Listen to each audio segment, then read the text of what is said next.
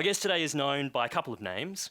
Young readers, of course, know him best as Lemony Snicket, the author of the beloved, ghastly, irredeemably diabolical international best-selling books, a series of unfortunate events which have sold over 60 million copies worldwide and was adapted into a feature film.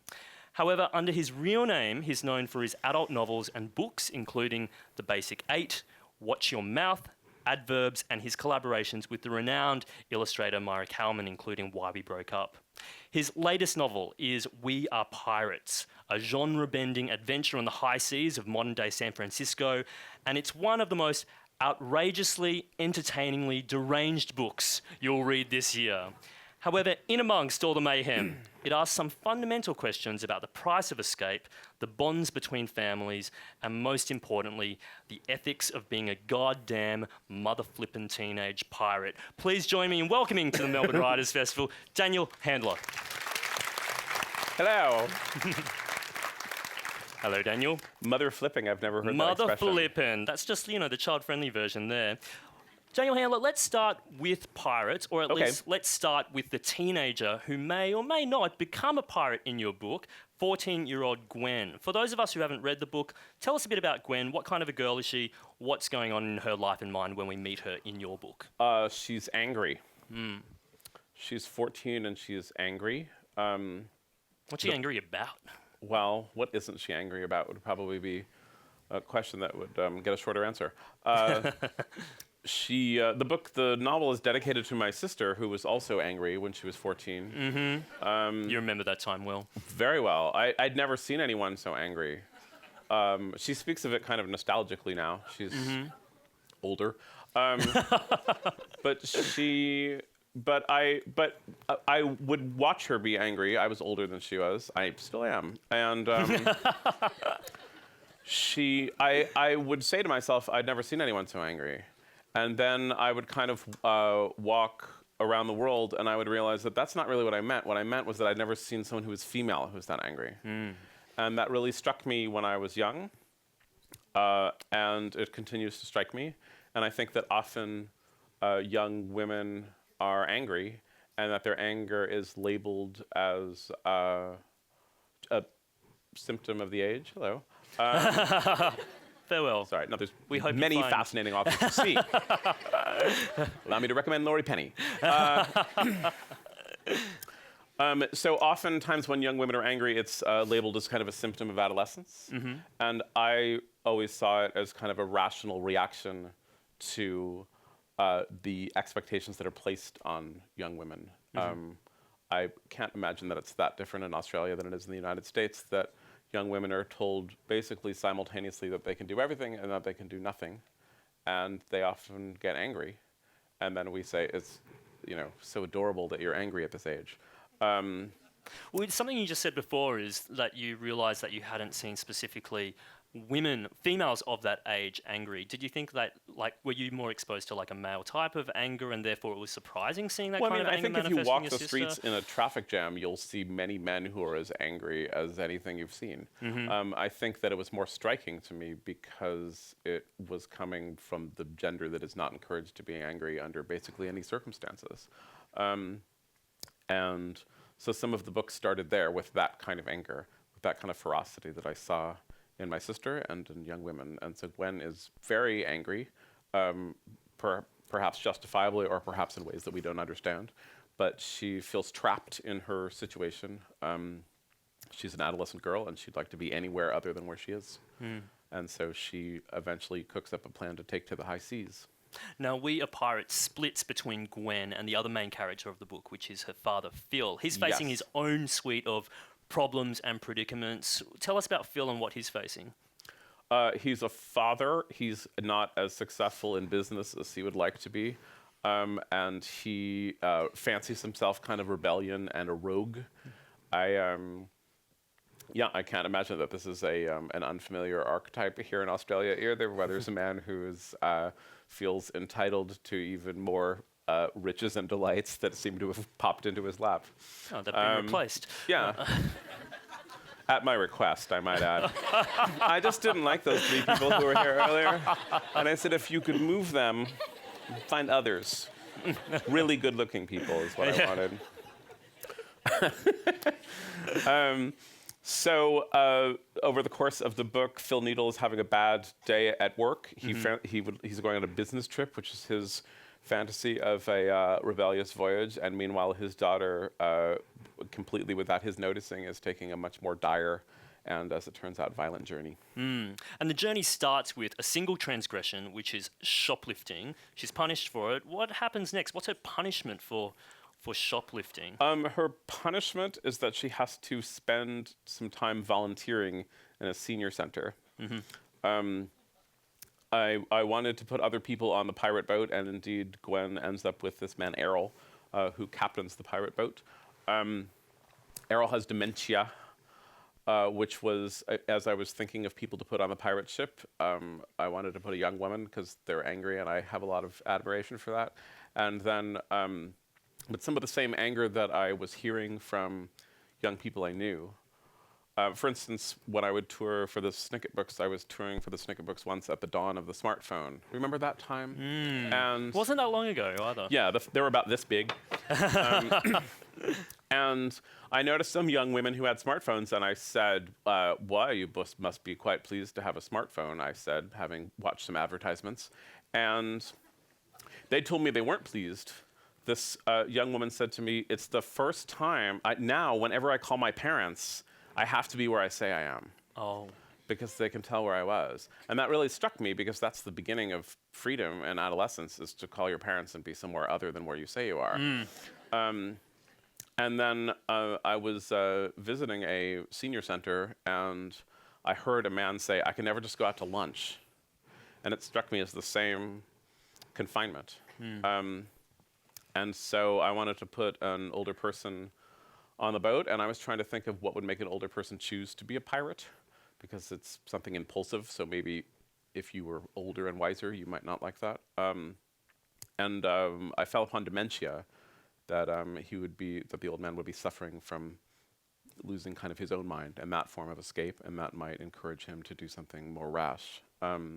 So these two characters are the seed of a much bigger crew that we'll talk about soon. But first, can you read from the book a little about this, this meeting point between Why, I seem to have a part marked here. I know, something we prepared earlier. Wow, what are the chances? So Gwen is meeting the person in the elderly folks' home. His name is Errol, and he's got dementia. And you called it elderly folks here? Elderly folks' home. I don't know. So I just charmed. plucked that out of my brain. I keep learning all the expressions.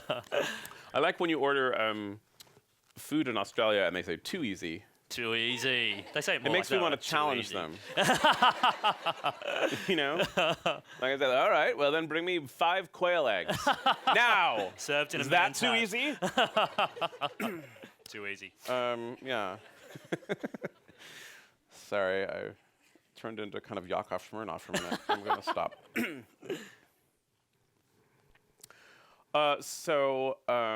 Gwen, this is when Gwen just meets Errol. She is taken to see him by a man named Manny, who works at the old age home. From around a corner, Gwen could hear a loud, scraped voice saying, "Raisin! Raisin! Raisin! Raisin!" Each time like it was starting all over, and she rounded that corner, and she was led through that door. And "Raisin! Raisin! Raisin!" was what he was saying when they found each other. "Errol," Manny said. Errol looked up from his chair, which he had moved closer to the sun. Gwen could see its wake across the bad rug. He had a plastic tray across his knees like an airline passenger, and on the tray was an overturned bowl and a small mountain of cereal that he was picking through. The raisins were isolated in a line, as if they'd soon be marched off. Gwen was relieved. It was not crazy to pick out the raisins. She hoped it wasn't. "Cereal for lunch is ridiculous," he said to Manny, as if an argument were already in progress. "You're fired." "You asked for cereal," Manny said, "and I don't work for you." "For breakfast, I thought it was. Curse me." "This is Gwen, Errol." "I know who it is." "She's volunteered to be your companion." "I know who it is," Errol said again. "Leave me alone if you're not going to help." This was, to Gwen, a very perfect sentence, just the thing she thought all the time. Manny backed out of the room, and they sized each other up. The air between them felt awkward and managed, as if they were estranged instead of being strangers. Gwen felt the familiar jitter, buzzy and smiley, of being next to old people. Her mother didn't like it either, she realized. That's why she'd chosen this for Gwen's punishment. How'd you get here? Errol said finally. My mom drove me. No, I mean, which way did you take? We just took, Hill Street. Hill Street? No fucking kidding. Or flipping, as it is said here. Uh-huh. Was swearing against the rules? She had signed a form. I mean, I can't believe they called it Hill Street. Uh-huh. It is an insult, Errol said with mild fury. I guess I'll go my own way. I guess so, Gwen said. I don't know what that means. It means, what do they teach you in school? Are you here for some kind of project? No, punishment. Good. I'm glad. I don't like the school project kids. You know you're going to die when they come at you with a tape recorder.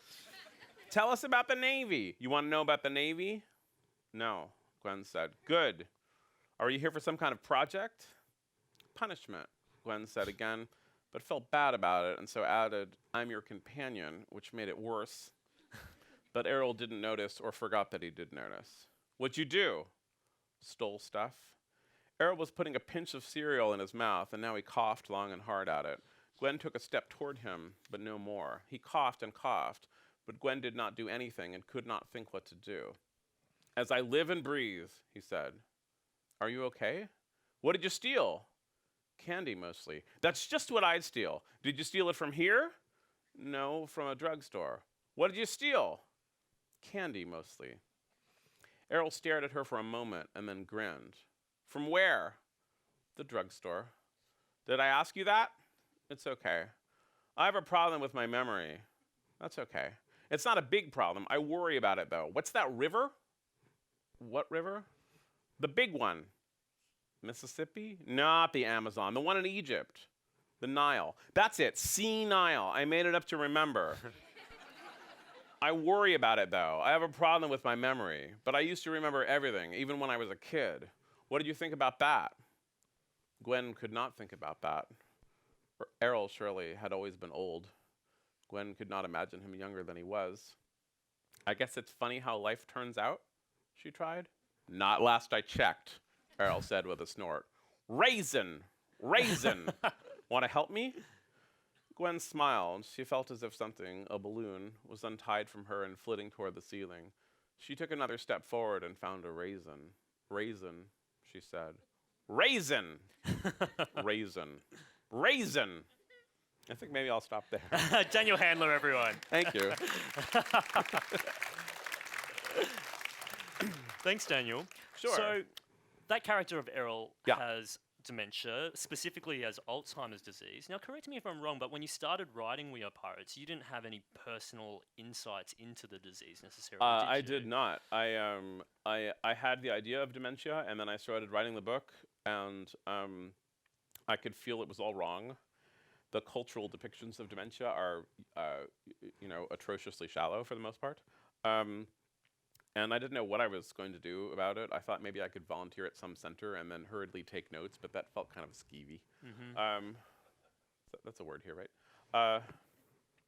And so I put the book away for a while, which is a terrible feeling. I don't know if you've ever put a book away. Oh, sure. It's a bad feeling. Yeah, feels like You you're keep it in a abandoning drawer, child. but then you feel it in the drawer looking at you. It's like you're abandoning a child by keeping it in the basement. Yeah. Actually, that's not abandonment. That's something different. Right. Yeah. Yes, as has been explained to you, I believe. Yes, that's right.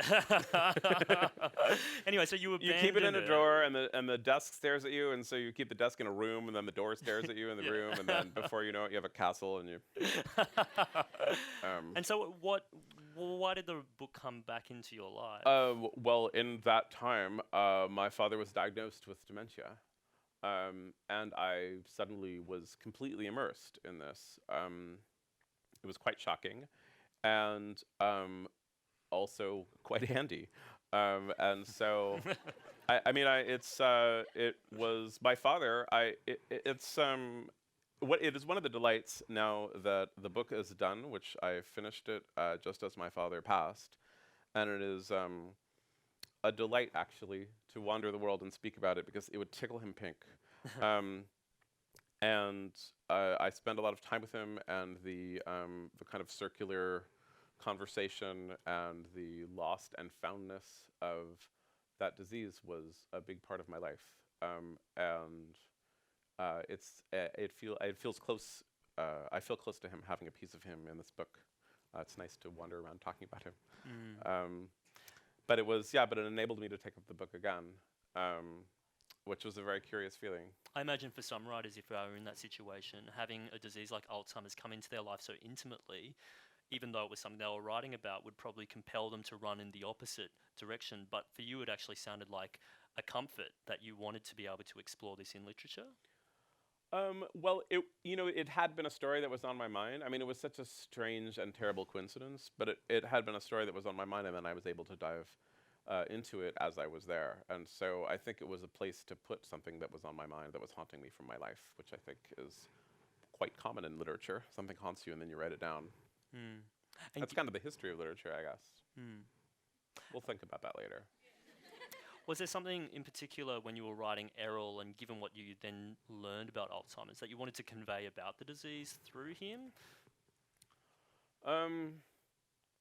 Well, the scary thing about brain diseases is that we think of the sentence "I have a brain," but it's probably closer to say "I am a brain," and a disease of the brain, changes the personality and changes who that person is, and it's a very curious and heartbreaking thing to be close to, and it is actually what we try to grasp, I think, about ourselves with consciousness. We try to grasp who we are versus, is it really just things we do or just things we think, or where does that identity come from? So I think that's an interesting question.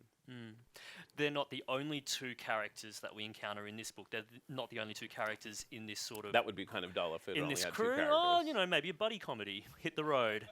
Even though when you hit the road, there's someone on the road usually. Yeah, that's true. So we collect some different ragtag crews as well. Can you lead us who becomes involved? Because I guess one of the great hallmarks of a lot of pirate literature is you assemble a crew of unlikely characters together. Similarly with your book, who have we got in the ship that we take off on with Gwen and Errol? Well, Gwen has at the beginning of the book, she has one of those best friends that's terrible to you.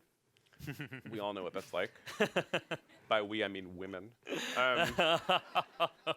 And then she gets one of those new fierce best friends who changes your life and gets you to be very exciting. So she comes along, and they have a plan to kidnap a young man and bring him, because they're into guys. And the kidnapping doesn't go quite the way they want it to, but a young man joins them. And then Manny, who you met extremely briefly in that scene, is a Haitian immigrant who's working at the senior center. He, out of all the people in the book, is a life that's shaped by the most horrifying displacement, or the most genuine displacement, I guess you could say. And he ends up joining them too. And he is perhaps the more mysterious figure in the book. We know that he's been through something terrible, and that a life of crime and fleeing and violence is not as distant from him as it is from the others, and that's interesting too. I'm interested in researching piracy. When I started this book, the whole idea of piracy was kind of a lark. And then as I read more novels and histories of piracy, I mean, piracy is really the history of displacement and desperation, of people who are not welcome where they are. There's a great history of piracy called The Wooden World, which postulates that once you step off land and onto a ship and you are able to make up your own world, there's early transgenderism and transvesticism, all kinds of queerness that's going on pirate ships, and all sorts of racial displacement and things like that. It's very interesting. So it seemed even more relevant that you opened, for instance, by talking about the people who lived here before anyone else did. And I know Australia has its own history of displacement and disenfranchisement, which matches up and doesn't with America's, and those histories are all interesting to me. So those histories that come into your radar, pirate history in particular, when does it actually arrive on your radar? Were you reading like pirate books and pirate literature when you were growing up, or was this sort of something that came into your life because you came up with this idea? I read a little bit of it growing up. I mean, who didn't see something with pirates or read something with pirates when they were Sure. a small child. And when I was in high school, we had to take a career test. That's how we do it in America. It was a 3-part test. The first part was a long list of careers, and you marked off the ones you were interested in. And the second part was a personality test, and they told you what you ought to be interested in, because they know. And then the third part was the same list, and you had to see if you'd changed your mind. And by that third part, I was feeling disenfranchised, because I was an adolescent. And so I agitated. I got everyone in my homeroom to check other, and then put pirate there. That's And brilliant. I got in trouble. As it turned out, actually, my high school was being used as a small sample for a national test, and so the whole thing was off because they were going to have to say that 7% of American youth wanted to be pirates or something. It wasn't going to work out. And all because of the personality test. It's the worst personality test in the world. But it really stuck with me. That was kind of the first idea for the book, was back then. But it stuck with me because I thought if I'd said forest ranger or ballerina, I don't think everyone would have done it. But pirate, there was something so perfect about being a pirate. And I think the fantasy of going away from where you are, who doesn't have that fantasy? I'd like to get out of here and do something. And then also that we have this notion of pirates as being kind of glamorous and dashing, but then when we think about what they do, it's quite terrible. And I don't mean that we blame them. I just mean the life is not. You think of the wind in the sails, and then you have to think to yourself, oh right, and then they what do they do with the other people again? They don't treat them very well. And so that's I like that too. That when you fantasize about escaping, you don't always follow through on how that's going to go. Sure. You're based in San Francisco nowadays. I am. I didn't know much about the fact that San Francisco actually has this rich pirate history. Was that something that Does you it read ever? into? And Yeah, well, This. I was reluctant at first to set the book in San Francisco because I live there, and I've set other books in San Francisco, and I thought enough. Although I'm in informal competition with a friend of mine, Andrew Sean Greer, a great writer, to write. We both want to write like the really good San Francisco novel, but I still thought no, set it someplace else. But then every pirate history that I read was leading me to San Francisco, and it was leading me literally. Sometimes I was sitting in the building that the pirate history would lead me to. It would say, and it was right here, and I would think, okay, you have to write about this because you're right here.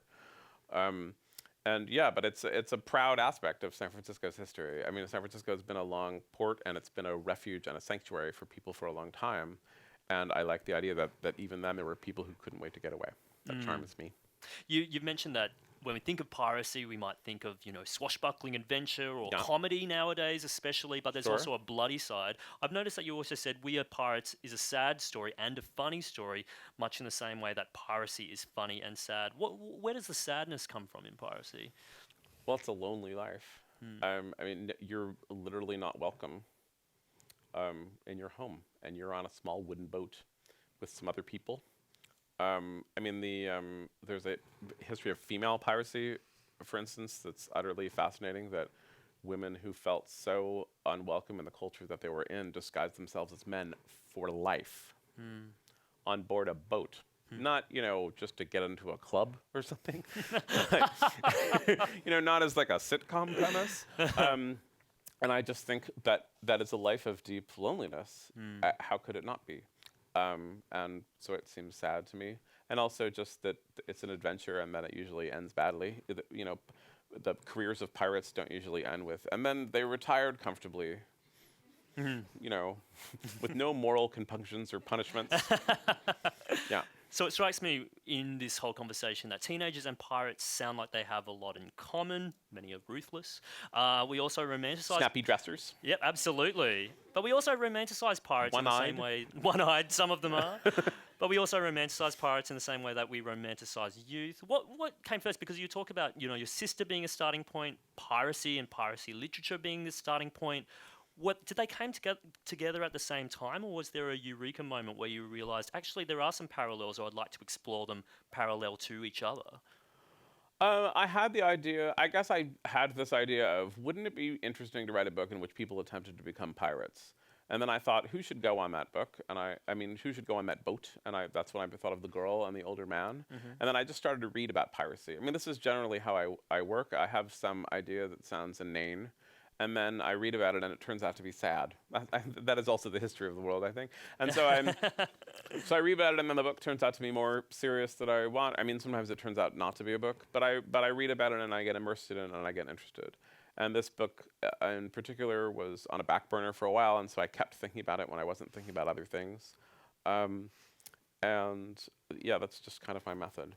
What's interesting about this book is that it involves teenagers, teenage protagonists, but it's not really necessarily a book for teenagers. And I'm interested in this sort of divide because, of course, a lot of people in this room know you first and foremost for your Lemony Snicket works. You're also writing these books for adults, and this has quite gory scenes in it as well that probably, would frighten younger readers. Do a lot of people come to your works thinking that you're still Lemony Snicket and inadvertently read something like this? And does that bother you?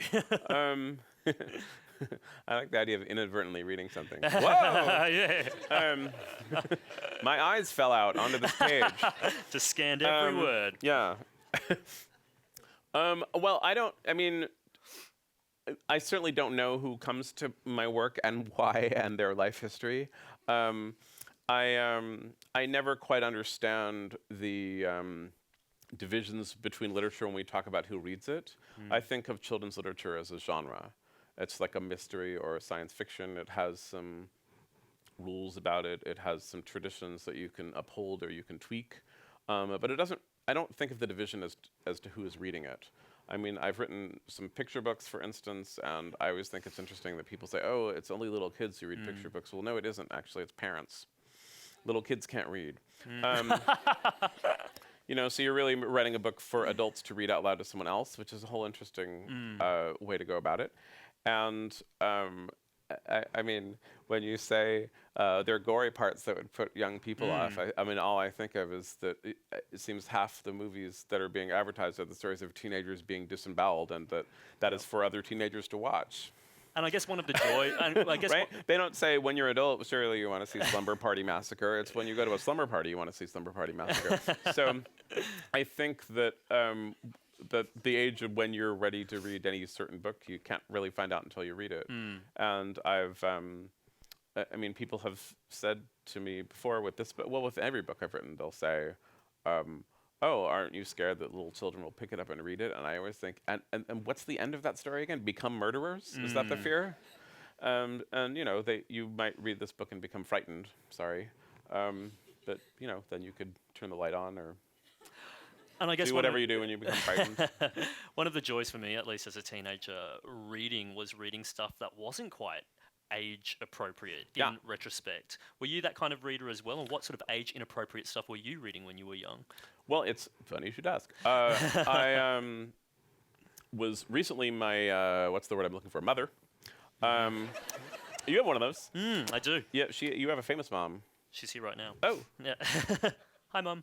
Oh, hi. We'll talk later. My mother's often in the front row. We'll talk later. Yeah. We have much to We'll talk compare about notes. off stage. But she was cleaning out her house, and she gave me some books that were my favorite books, basically from about age 17 to about age 22. And she said, "Oh, look, these were on your shelf. Take them." And so I took them and I reread them. And I was a quite pretentious teenager. I'm sure that will stun you. And so I had a gang, more or less chronicled in The Basic Eight, my first novel, and we all read a lot of highfalutin literature, and so this was a lot of highfalutin literature. But I reread it, and it was all filthy, which fascinated me. Filthy Lawrence in what Durrell, way? Oh. Milan Kundera, Nabokov, The Mambo Kings Play Songs of Love by Oscar Welos. What else am I thinking of? Rachel Ingalls, Paul Auster, all these books that I remembered them, and it wasn't like that I was reading them with breathless erotic fixation, but that interested me, and so it was inappropriate in a way. Yeah. But no one thought it was inappropriate because it looked like highfalutin literature. Absolutely. The Mambo Kings Play Songs of Love is a beautiful novel. It won the Pulitzer Prize in the United States. It's the story of a generation of Cuban immigrants and about the kind of exploitation of ethnicity by popular culture, and it's a beautiful lost romance and things like that. It's also full of oral sex. So so everybody was happy. You know, people would look at me and say, "Oh, look, he's winning a book that just won the Pulitzer," and I would say, "Uh-huh, Yeah. that's the part I like, So there was the a Pulitzer part." So there was a filthy streak in what you were reading. Was there a macabre streak in what you were reading as well? I guess when we think Well, it's of... kind of the same thing. Yeah. Yeah, well, particularly when I was a young child, I really liked books where terrible things happen. That was my idea of a good time. I mean, Roald Dahl, I think, is kind of the king of capturing that kind of wickedness in children's literature. It's very satisfying. If you meet a villain in a Roald Dahl book, you know, they're not, at the end, they're not going to say, "Gosh, I've seen the error of my ways and I'll be kind from now on." That's not what is going to happen to them. Yep. And it's delicious. And then there wasn't, by the time I was in maybe 5th or 6th grade, I was trying to read Agatha Christie, which is full of murder. That's fun too. You know, they're kind of real novels, but then at the same time, someone's being killed. Blackmail, I didn't really understand what blackmail was for a few years, and that's why I had to go over it with my parents, which was a lot of fun. Yeah.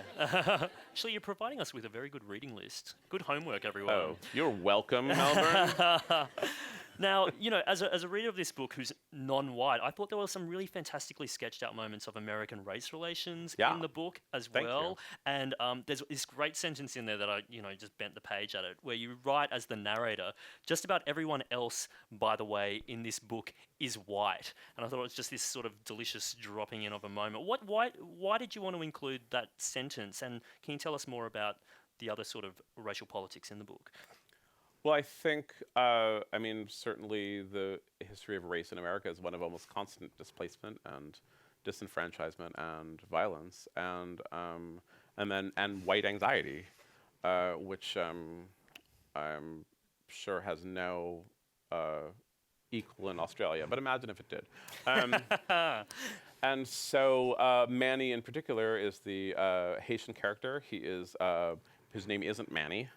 For instance, he's just called Manny at the senior center because it's easier to pronounce than his actual name. He's misidentified as being from Jamaica, and then the staff doesn't really believe him. Well, doesn't care one way or the other. Okay, Jamaica, and it's. That's something that one sees, I think, throughout American culture. I can't believe that it would be foreign from Australia, and I wanted to put some of that in there because I don't think you can.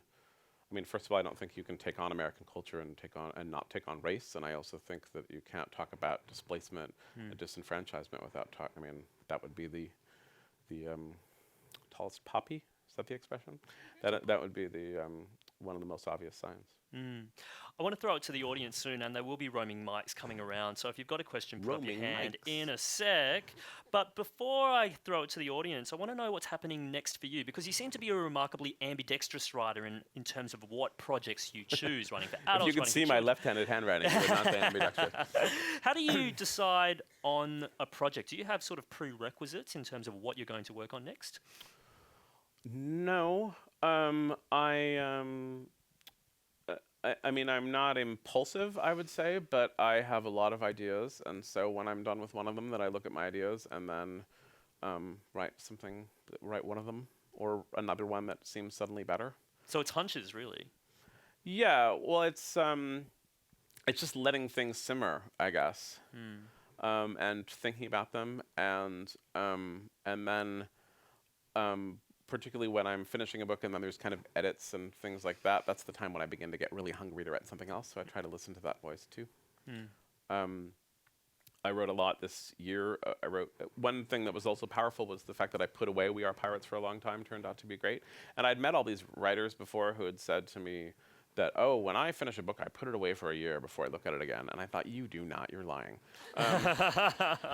And then I put this away by virtue of not understanding dementia. And when I came back to it, it was really quite beautiful to put it away and come back to it. So I wrote a lot this year that I'm putting it away. Netflix is adapting a series of unfortunate events, and so I'm... We've got Netflix here now as well. We can actually watch that. Oh, legally, yeah, that's right. Legally. We finally conquered you. Yeah. And so I'm beginning to work on the scripts in production for that this fall, and so I hope that meanwhile these books will be simmering away, and then when I look at them again, they will be beautiful and not ugly, which is how I feel about them now. How exciting. Busy man. Let's take some audience Beats working. questions. Raise up your hand. Let's start in the middle there, and why don't we go to the person with the amazing headwear, and then the person 2 seats up from The person her. who isn't wearing it. Why did you use Lemony Snicket as the author's name for the series of Unfortunate Events books? Why did I use the name Lemony Snicket for the author's name? Do you remember where it came from? Did you I just do. sort of... I was there. I was on the phone with a right-wing organization because I wanted them to mail me some materials so that I would make fun of them in a novel. Okay, great. And I didn't want to be on the mailing list of such an organization for obvious reasons. And so I was on the phone with this very dim-witted woman, and she said, give me your name so we may send you the materials. I'm making this gesture so everyone knows. You're on a phone. This is a phone. And I thought, quick, don't give your real name. So I thought, say something else. Say just not something that isn't your name. And I said, Lemony Snicket. And then there was a pause. And during the pause, I thought, that was a terrible thing to say. Out of all the things you could have said. And then she said, is that spelled how it sounds? And I said, yes. And I said, read it back to me, because I had no idea how it sounded like it was spelled. And then I had this name lying around, and I would use it. I had a hobby at the time, which was to take the world's most harmless article in the world's most harmless newspaper and then write the editor a raging letter about it. And why would I want to sign those with my own name? That's madness. So I would sign them Lemony Snicket. Some friends for my birthday gave me some business cards that said Lemony Snicket, and I would use them at bars. I would introduce myself. For a while, I said I was a yacht lawyer, because that's something that I heard somebody say, and I didn't know what that was. And so I would say I represent the yacht itself in a dispute. You know, instead of the owner or the Coast Guard, I represent the interests of the yacht. But someone finally said, that's not, you can't be that because that's not real. And so I began to say I was in rhetoric, which sounds okay. So then years later, I got interested in terrible things happening to children, as, you know, maybe you are. And I thought, well, the name of the narrator who is interested in the Baudelaires and who is weepy over Beatrice, I have this name left over, I'll just use that. And then I thought it would be interesting to publish the books under the name of the narrator, because I think the narrator is interesting, and I think I'm less interesting. So maybe if I had a great thing on my head like that, it looks like it's ears and part of the scalp of an animal. Cat. It's a It's a cat. Yeah. You killed a cat to keep warm. Tiger. Like white Do what you tiger. have to do in Melbourne. Yeah, all right. Thank you so much for your question. That was a great response as well. We'll pass it Thank you. to across. Mr. Law's doing a great job, I think. Oh, thank you. That's very kind. Oh, no. Yeah. No. He's making it very easy. What's your question? Wow, your Thank mother you, did not Charlotte. applaud there. I know. She rarely does. Yeah. She rarely does. Withdrawing affection. That's how I parent. Hello.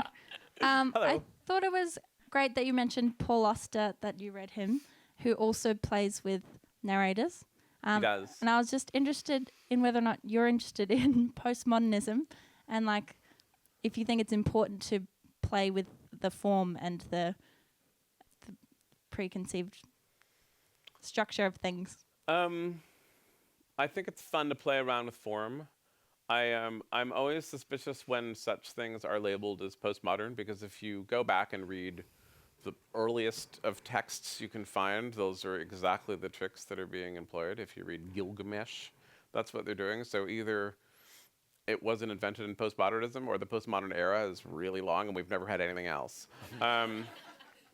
And there's a ambiguous narrator in We Are Pirates, for instance, that's basically nicked from a lot of 19th century fiction has that sort of narrator. The first chapter of Madame Bovary, people often forget, is in first person plural. We were sitting in the classroom and Charles Bovary walked in. You never find out why that's we. Jeffrey Eugenides took that for Virgin Suicides. Well done. I'm interested in those kind of things. I'm not sure they're postmodern, but I like them. I think it's, when someone tells you a story, the story, even if it isn't actually about them, is kind of about them because they're telling it to you. And I think that literature feels that way to me too.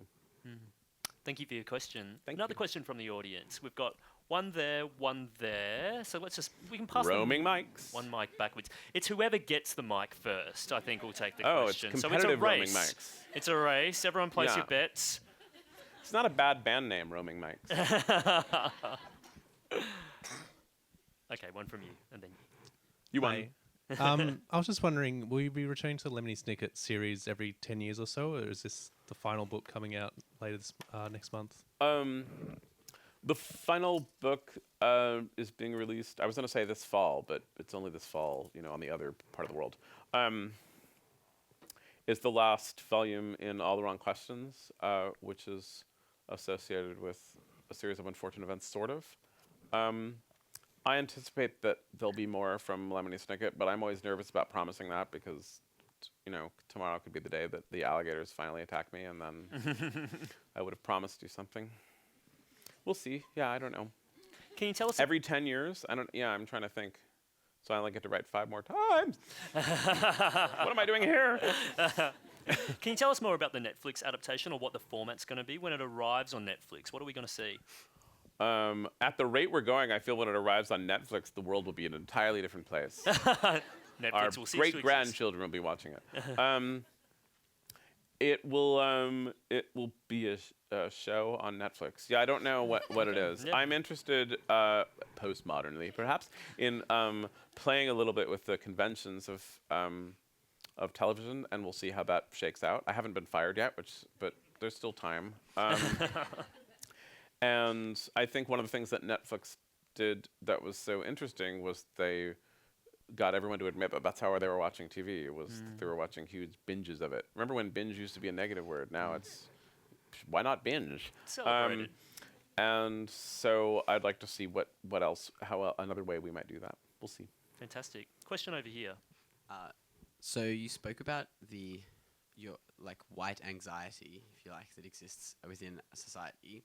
Do you think it's perhaps, or I'm trying to articulate this question, do you think there is a certain white anxiety that you yourself possess that compels you to tell the stories of oppressed peoples to which you might necessarily belong, and how do you deal with that of telling the story that you yourself are not necessarily directly connected with?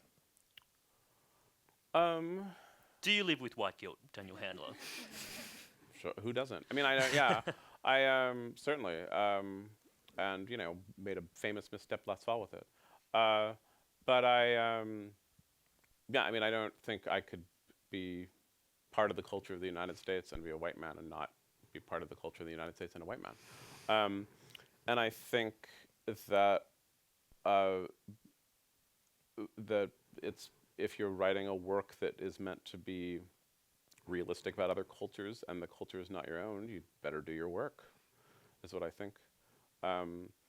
And I also think that certainly the majority of fiction that is published in the States is from the States, and then within the States are way more white voices than other voices, and which is to American publishing's shame, for sure, not only to encourage more voices within the United States borders, but also to look at all the glorious fiction and translation that comes through at such a tiny trickle into America in particular. But I think that should go on while people are exploring other cultures as well. And I think it's not oftentimes it turns into an either or conversation, which is, how do we feel about someone who, isn't Korean writing about Korea? And then shouldn't we have more Korean people writing about Korea instead? And then I think, the shelves should be bulging with everybody thinking everything. Mm-hmm.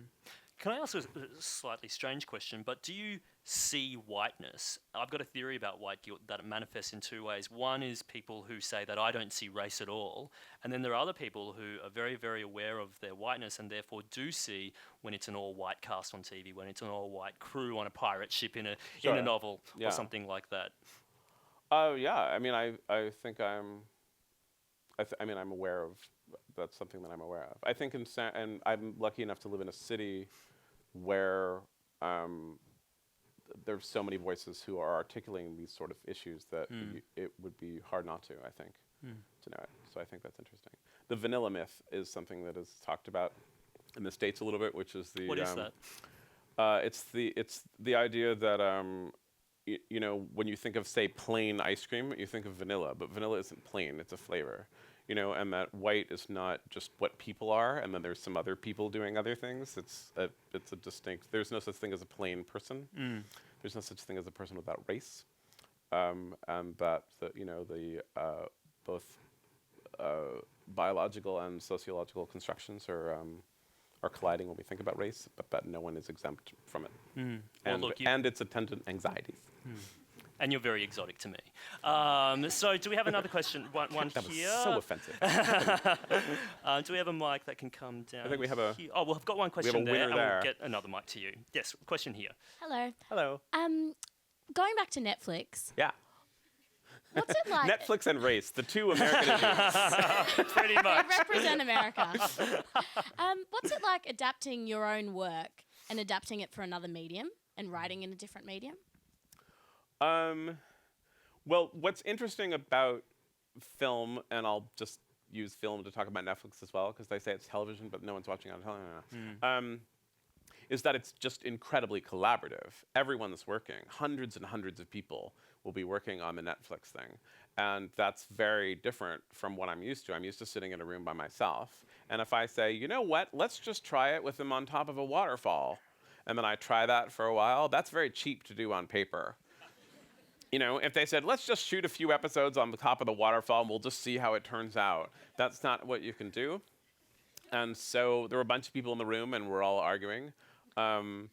It's another situation where you want a bunch of different voices from a bunch of different perspectives in a room, and it's another situation in America corporate media that it's largely white people who are designing shows, so that's a whole other conversation that is... Intersection of Netflix and race. There we go. It's the American state. And so you want an interesting room full of people thinking of interesting things. And probably eventually I will be fired, which is fine. But it's interesting, but I try to figure out what about the story I think would be interesting to put on screen rather than making sure that everyone's being fanatically loyal to something. And it's a challenge, and it's a challenge between wanting people who are good at their jobs to do their jobs and not entirely wanting to let go of them. So it's an ongoing challenge. But, you know, I've had real jobs and I've done this, and this is better. Was there a question there? And one behind, and maybe we could go you and then you. We'll pass the mic down. Oh, cool. Musical mics. Yes. Are there any like fundamental differences between when you sit down to write as Lemony Snicket and when you sit down to write as like Daniel Handler? Is there like something like specific you do to sort of move into that different persona, or would Do I you wear say a cape? A different hat. Yeah. or do you think like Daniel's it's not here!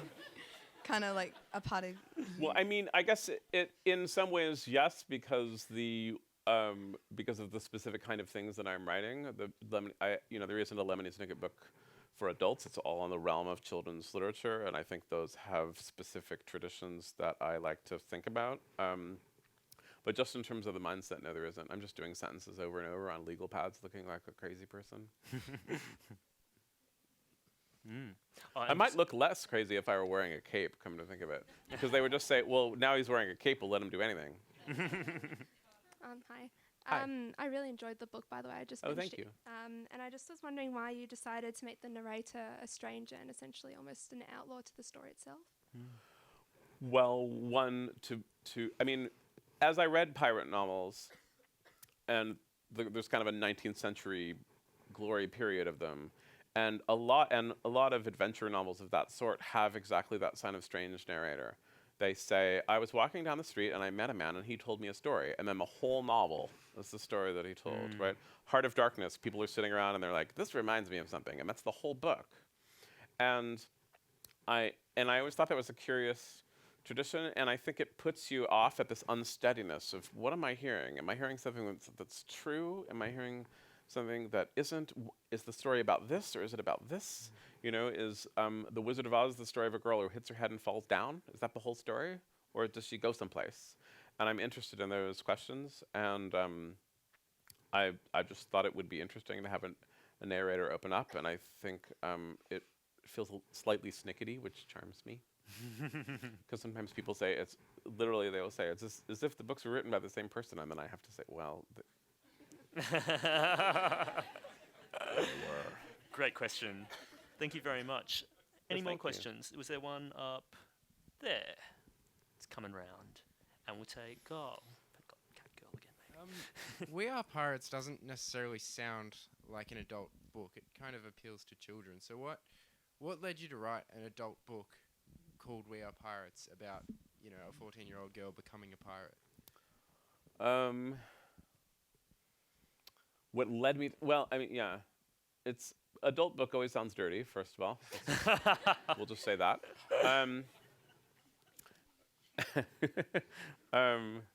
I'm trying to think of what it's called. There was a bookstore I just walked by a couple days ago, right in this neighborhood, and I couldn't figure out if it meant it was pornographic or just strange. Liberation, is that what I mean? Liberation books? Hill of Content. Liberated books. Liberated right? books. And I okay. thought, like, oh, is it like leftist propaganda or is it just filth? And Bit are of they both. different? Yeah. I mean, I think that We Are Pirates is not a work of children's literature. It's not like The Wind in the Willows. It doesn't conform to certain traditions of that, and so therefore I think it's what we call in the States literary fiction, which is just a catch-all term for all the rest of the literature that doesn't conform to a specific genre and doesn't sell. And so I just think that's where it belongs. It's true that We Are Pirates isn't the most maybe elderly title one has ever heard of, but it's a phrase that is used several times in the novel in different contexts, and then it also speaks, I think, of all of us. I think if you're conscious in this world, from wherever your culture or guilt might take you, but I think that if you're conscious and thinking about the world, you can't help but feel displaced. You can't help but feel that you want to escape, that all of us are together in this culture in which we see horror and despair, and that who wants ownership of that? Everyone feels displaced from that, and everyone longs to escape it. That's what I think. Thanks for your question. We've got time for one more question before we wrap up. Just there. All right, so you're the last question, so you have to sum up the entire afternoon This is a lot of in such a way that's pressure. powerful and philosophical and makes a Wow. large statement for the Melbourne Writers Festival. Yeah, it's Go. gonna be a good question. Okay. So when I read A Series of Unfortunate Events, I know we're all kind of there, but one of my favorite things about when I was reading them was that it didn't seem like you were talking down to children. And while I've read other books by you and like it's obviously very different, were you conscious of the fact that you weren't like trying to talk down to children? Because often children's books do. Yeah, a lot of children's books do. We should also say that a lot of adult literature talks down to adults. So I think there's generally a problem of scorn for others in the world. And I think one thing is that I didn't know anything about children when I started. I didn't have any, and I knew few socially. It was at a time in my life, I was in my 20s, where I just didn't know a lot of children. I know more now, and I have one. I mean, sounds like I bought him or something, but when a man and a woman love each other very much. And I don't like condescension, and so I think we should try to talk to each other as maturely as possible. I also think that talking with children tends to be really great conversation. I'm often accused of, oh, you must be young at heart, or a child inside, or you never grew up. And I think of this party once where I went, terrible party, and I got there and all the adults were talking about, traffic and real estate. And so I made a gin gimlet, and I just went through the room thinking, where are anyone I would like to speak to? And I ended up in the backyard, and there were some children there playing. And so I just sat on the stairs, exhausted by this party. And I said to a child, "So what's going on?" And he said, "I dreamed I was a horse." Yeah. And it was such a great conversation starter. And it's not the age, right? It's not, I would rather talk with children. If an adult had said to me, "I dreamed I was a horse," I would say, "We are talking all night, you and me."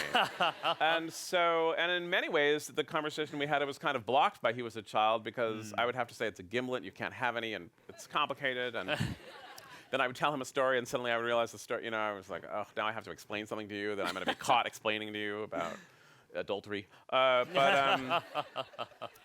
I think that often, if you're a child, you haven't been taught yet to condescend in that particular way. Children instinctively know how to be nasty in a million ways, but you haven't been taught to dumb down your language and pretend a narrative is present that is not the way of the world. And so I like literature that is upfront about the way of the world. And I'm grateful to come to a room and talk about it. Thank you, everyone. Thank you, Daniel.